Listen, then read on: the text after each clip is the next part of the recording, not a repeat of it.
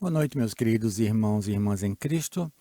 Hoje nós continuamos nossa série de estudos sobre o que nós cremos e durante essas semanas nós estamos fazendo algo bem simples. Nós estamos expondo de uma forma um pouco mais detalhada os pontos da nossa declaração doutrinária. Para quem não nos conhece, é uma oportunidade de entender onde nós estamos localizados no espectro de irmãos e irmãs em Cristo, denominações, coisas dessa natureza. E para aqueles que já nos conhecem e que compartilham a nossa declaração doutrinária, é uma oportunidade de aprofundar um pouco mais.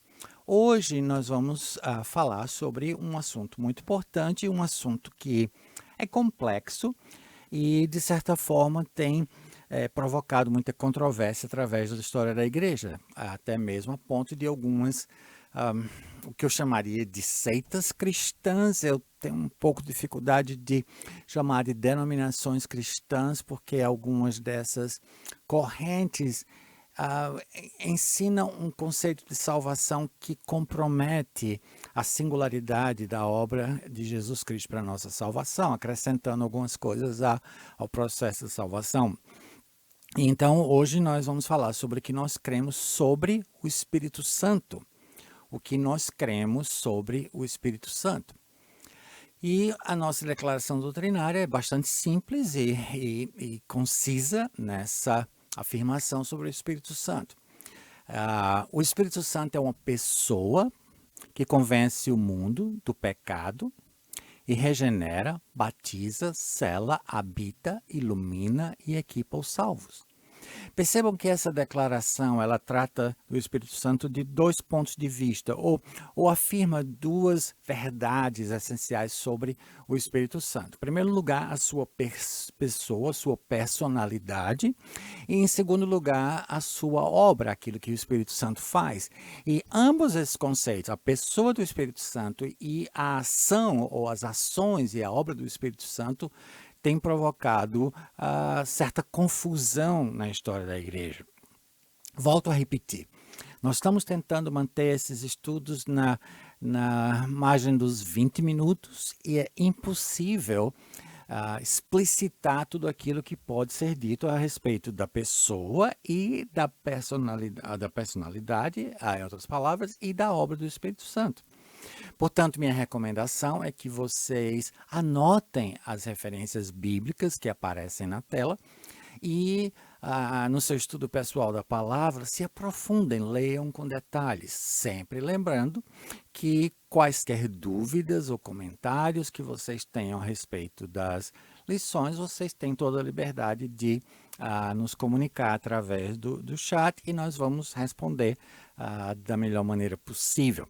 Então, isso é o que nós cremos sobre o Espírito Santo. O Espírito Santo é uma pessoa, referindo-se à personalidade do Espírito Santo, que convence o mundo do pecado, regenera, batiza, sela, habita, ilumina e equipa os salvos. Quando nós falamos sobre o Espírito Santo ser uma pessoa, nós encontramos várias ideias nas Escrituras de como o Espírito Santo age como tal. Então, ele vive, o Espírito Santo tem uma vida, ele ensina, ele é um instrumento de ensino, o Espírito Santo testifica, o Espírito Santo convence, ele tem uma capacidade de convencer o coração e a mente humana sobre a realidade da palavra de Deus.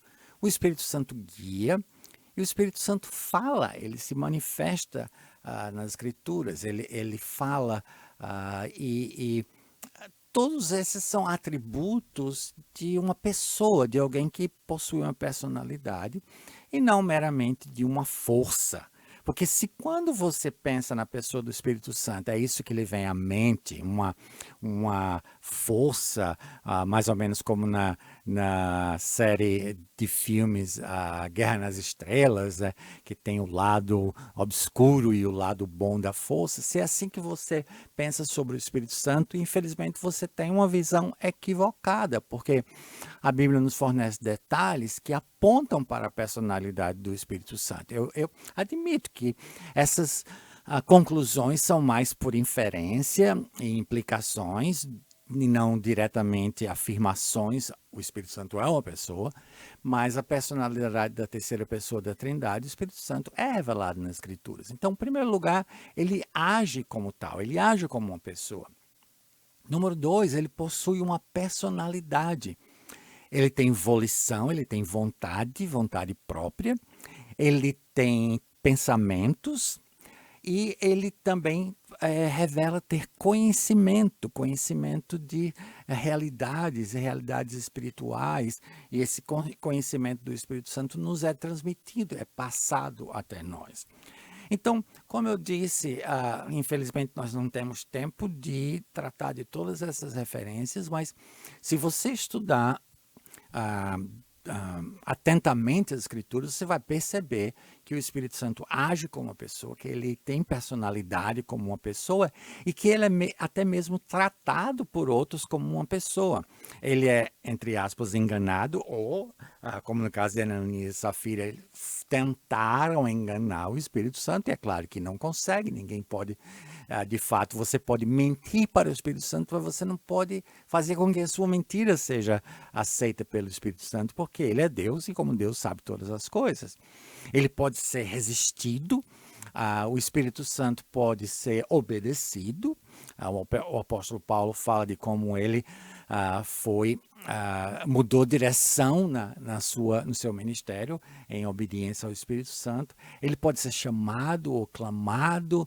Então, o Espírito Santo tem esses aspectos que são normalmente atribuídos a uma pessoa, não apenas a uma energia, a uma força ou a alguma coisa etérea, mas a uma pessoa real, apesar de que é espiritual. E isso não é absolutamente um absurdo, porque nós cremos em Deus como sendo assim, um ser espiritual, que se fez carne na pessoa da segunda pessoa da Trindade, e que tornou-se o Jesus histórico, mas Deus Pai é e continuará sendo o Espírito da mesma forma que o Espírito Santo.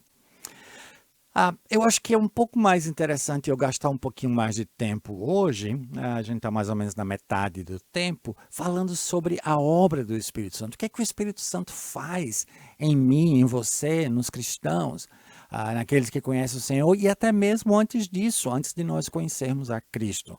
Por exemplo, o Espírito Santo é um instrumento de Deus em convencer, em trazer convicção ao ser humano. Jesus, quando estava próximo a passar pela sua morte e sua ressurreição e o seu retorno, já antecipado aos céus, sua volta à sua posição original, ele disse aos seus discípulos, confortando-os e encorajando-os, dizendo, e quando ele vier, se você ler o contexto, está se falando o Espírito, o Consolador, é um termo muito usado nas Escrituras. O Espírito Santo tem essa função de confortar, consolar e suprir aquilo que a ausência física de Jesus iria gerar.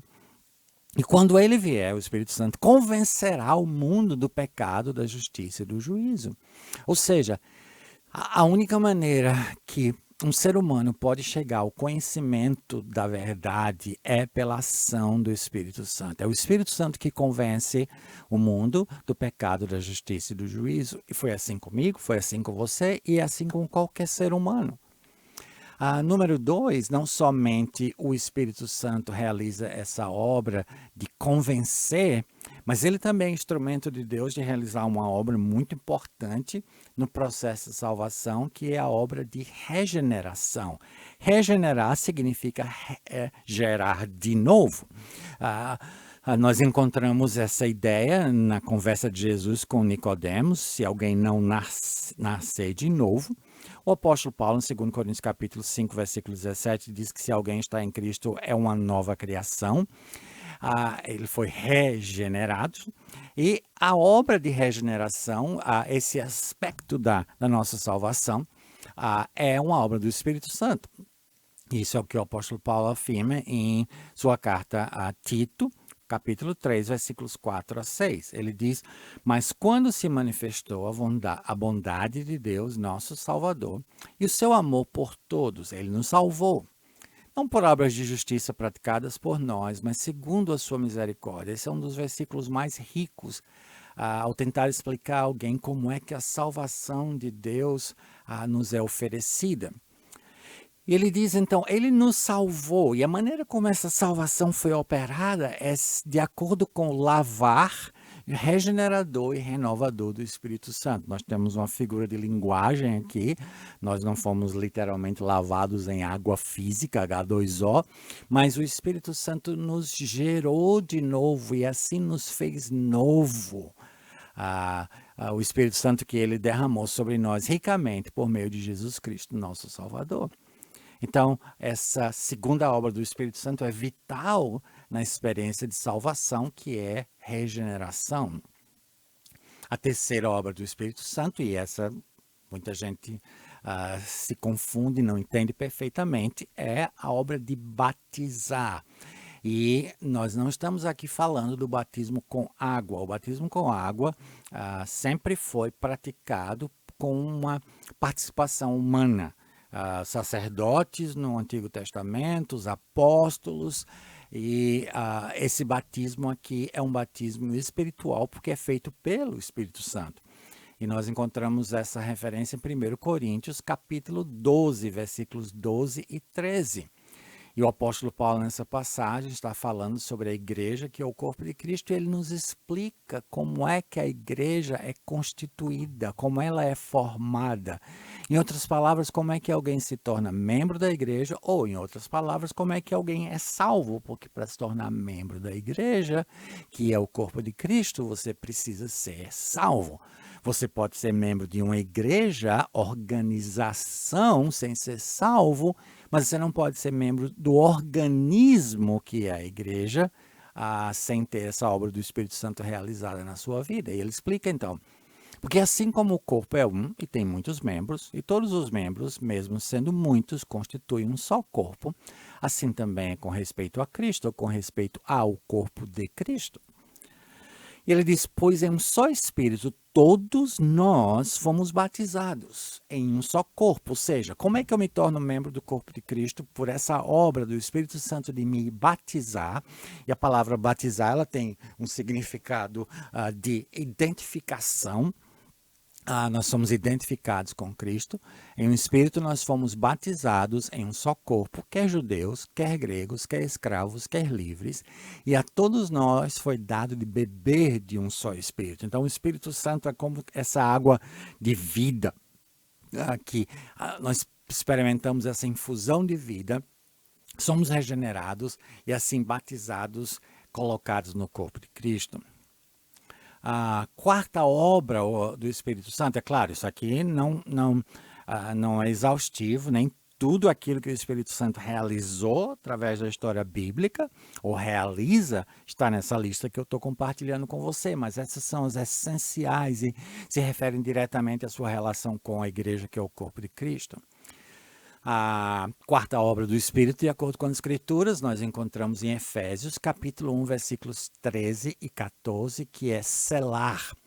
E mais uma vez, estamos diante de um elemento da providência, da provisão de Deus para a nossa salvação, muito importante, absolutamente vital, que é executado, realizado pelo Espírito Santo.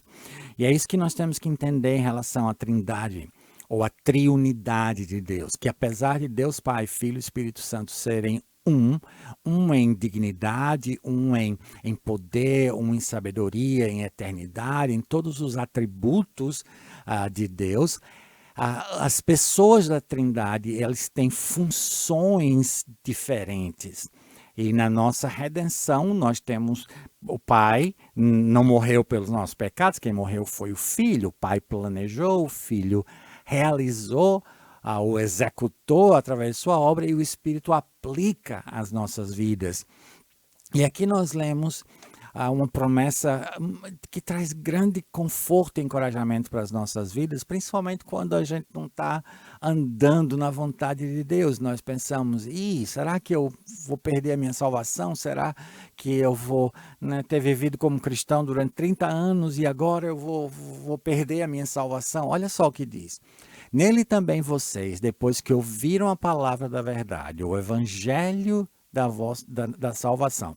Percebam bem a ordem aqui. Ouvir a palavra da verdade, que ele usa como sinônimo o evangelho da salvação, ou as boas novas da salvação.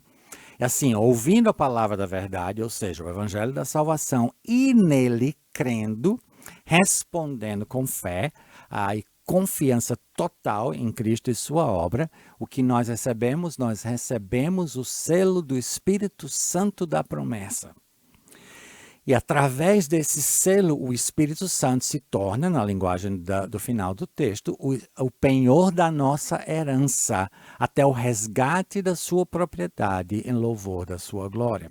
Em outras palavras, o Espírito Santo nos sela, e selo aqui não é selo de carta, é selo no sentido de um selo, por exemplo, no Império Romano, o selo do imperador romano era um sinal de absoluta garantia, e o compromisso do rei do imperador, de fazer ou não fazer alguma coisa, era identificado através do selo real. Então, o Espírito Santo é o penhor da nossa herança, ele é a garantia do resgate, do fato que Deus vai resgatar a mim e a você como sua propriedades para eternamente sermos para o louvor da sua glória. E essa é uma obra que é garantida não pelo meu esforço, não porque eu faço tudo bonitinho, certinho, não peco, não erro, mas porque é a obra que o Espírito faz na nossa vida. Então, essa é a quinta obra do Espírito Santo, selar.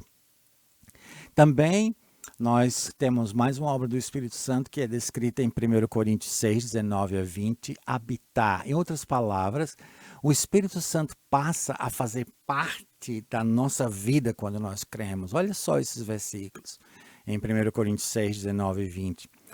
Será que vocês não sabem? E é claro, o apóstolo Paulo está dizendo aqui, olha, vocês sabem, vocês só não estão dando a devida atenção. Será que vocês não sabem que o corpo de vocês é santuário, templo, habitação santa, consagrada do Espírito Santo que está em vocês e que vocês receberam de Deus e que vocês não pertencem a vós mesmos?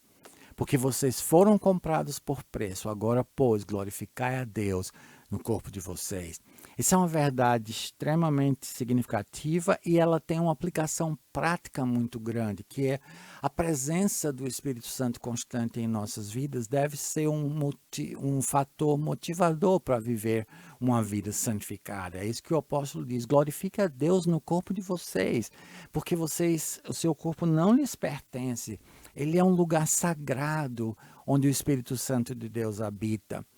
Então, quando nós vamos nos reunir com os irmãos e irmãs aos domingos, por exemplo, nós não vamos para a igreja, nós não vamos para o templo. A igreja é o corpo universal de Cristo Jesus. O templo do Espírito Santo, individualmente e coletivamente como a igreja, somos nós. Então, eu não vou para a igreja, eu vou para o prédio, o local físico onde a igreja se reúne em obediência à palavra de Deus. Então, o Espírito de Deus habita em nós. Outro elemento fundamental, e sem essa obra do Espírito Santo, nós não estaríamos aqui conversando sobre coisas espirituais. Porque acho que é a sexta obra do Espírito Santo nessa lista que eu compartilho com vocês hoje é o Espírito Santo ilumina. Iluminar significa o seguinte, vejam só, 1 Coríntios 2, 9 e 10. Mas como está escrito, nem olhos viram, nem ouvidos ouviram, nem jamais penetrou em coração humano o que Deus tem preparado para aqueles que o amam. Ou seja, nenhum ser humano tem como penetrar, compreender, apreender aquilo que Deus tem preparado para mim e para você, nós que recebemos o amor de Deus e que o amamos. Aí ele diz, Deus, porém, revelou isso a nós por meio do Espírito, porque o Espírito sonda todas as coisas, até mesmo as profundezas de Deus. Nessa mesma passagem, o apóstolo Paulo fala que o homem natural, o homem sem Jesus Cristo, não entende as coisas do Espírito de Deus, porque essas coisas lhe parecem sem sentido. É o Espírito Santo que ilumina. O que é essa iluminação do Espírito Santo? A iluminação do Espírito Santo não é uma garantia que todos nós vamos entender cada texto, cada detalhe das Escrituras corretamente, perfeitamente e uniformemente. A iluminação do Espírito significa que se nós conseguimos entender, apreender o significado de um texto, de um versículo, de uma porção, de um conceito das Escrituras, é porque o Espírito de Deus habita em nós e ele ilumina a nossa mente, nosso coração, nosso entendimento para entender. Você pode se perguntar, se o Espírito Santo faz isso, por que tem tanta divisão? Por que tem tanta confusão? Por que as pessoas interpretam textos de maneiras diferentes? E a resposta é simples. A resposta é que, apesar do Espírito Santo realizar essa obra de iluminar, de abrir as Escrituras para que nós possamos compreender, nossa mente ainda é caída, ainda está sujeita às consequências do pecado e da queda. A nossa mente ainda não foi libertada completamente e, infelizmente, nem sempre nós apreendemos da forma adequada aquilo que o Espírito ilumina na Escritura. Mas nós só podemos entender as Escrituras se nós tivermos o Espírito Santo. Mais uma e última obra do Espírito Santo é a obra de capacitar. Então, o Espírito Santo, ele tem essas funções em relação aos cristãos e até os não cristãos, como, por exemplo, a primeira delas, convencer, regenerar, batizar, selar, iluminar, habitar e capacitar. O que eu quero dizer com capacitar? Nos dá poder, nos dá as condições necessárias para viver a vida cristã. Em Efésios capítulo 3, versículos 14 a 16, o apóstolo Paulo nos diz o seguinte: por essa razão eu me ponho de joelhos diante do Pai, de quem toda a família, nos céus e na terra, recebe o nome. Peço a Deus que, segundo a riqueza da sua graça, conceda a vocês que sejam fortalecidos com poder, mediante o seu Espírito no íntimo de cada um. Esse poder aqui é poder para viver a vida cristã de uma forma consistente, coerente, que honre e glorifique ao nosso Deus. Infelizmente, muitos irmãos pensam no poder do Espírito Santo apenas como algo excepcional, extraordinário, em que você vê sinais e prodígios e maravilhas, quando na realidade isso nas Escrituras é a exceção. O poder do Espírito é nos fortalecer no nosso íntimo, no nosso homem interior, no nosso ser interior, para que nós possamos honrar e glorificar o nome do nosso Deus.